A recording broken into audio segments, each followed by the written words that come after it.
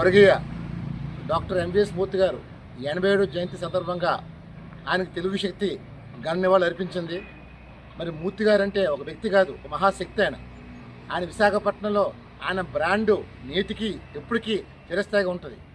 మరి ఎంవిఎస్ మూర్తి గారు విశాఖపట్నం ఎంపీగా కూడా చైర్మన్గా ఆయన చేసిన సేవలు, తీసుకొచ్చిన ప్రణాళికలు ఈ వేళకి మర్చిపోయాం. ఎందుకంటే ఆయన విశాఖపట్నంకి దశ చేసిన మహనీయుడు ఎంవిఎస్ మూర్తి గారు.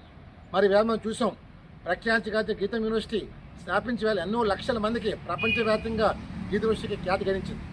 మరి ఇంత మహనీయుడు వేళ మన మధ్యం లేకపోయినా ఆయన ఆశయాలు ప్రతి ఒక్కరు పాటించాలని చెప్పి మనం చేస్తారు.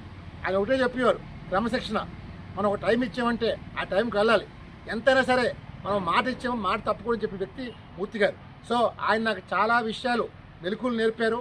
మరి ఇంతటి మహనీయుడు నన్ను దిశ ఏదో సమస్య వస్తే సమస్యపై పోరాడాలి తప్ప వెనకని చెప్పారు. ఎంతటి వాడైనా ఎదిరించి తప్ప వెనక చెప్పారు. సో నేను నేటికి కూడా ఒక రకంగా చెప్పాలంటే నా రాజకీయ గురువు ఎంవిఎస్ మూర్తి గారు.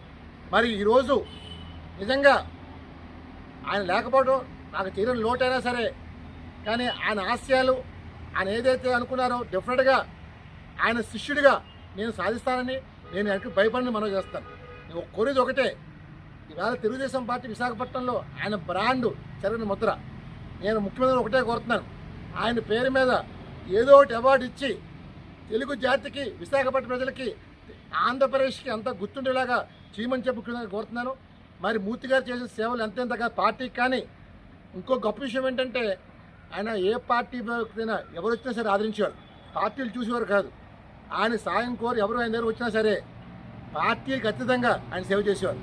ఇంకో గొప్ప విషయం ఏంటంటే, ప్రతి పార్టీ వాళ్ళు ఆయన ప్రేమించేవారు. సో ఆయనకి ఏ పార్టీ శత్రుత్వం లేదు, అన్ని పార్టీలు, ప్రతి ఒక్క వ్యక్తి ఆయన ప్రేమిస్తారు.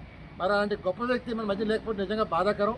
డెఫినెట్గా మూర్తి గారి ఆశయాల కోసం ప్రతి ఒక్కరు పాటుపడాలి. తెలుగుదేశం పార్టీ కార్యకర్తలు కాదు, ప్రజలందరూ ఒకటే పిలిపిస్తాను, మూర్తి గారు మన మధ్యన లేకపోయినా మూర్తి గారి ఆశయాల కోసం ప్రతి ఒక్కరు పనిచేయాలని మనవి చేస్తూ జై హింద్.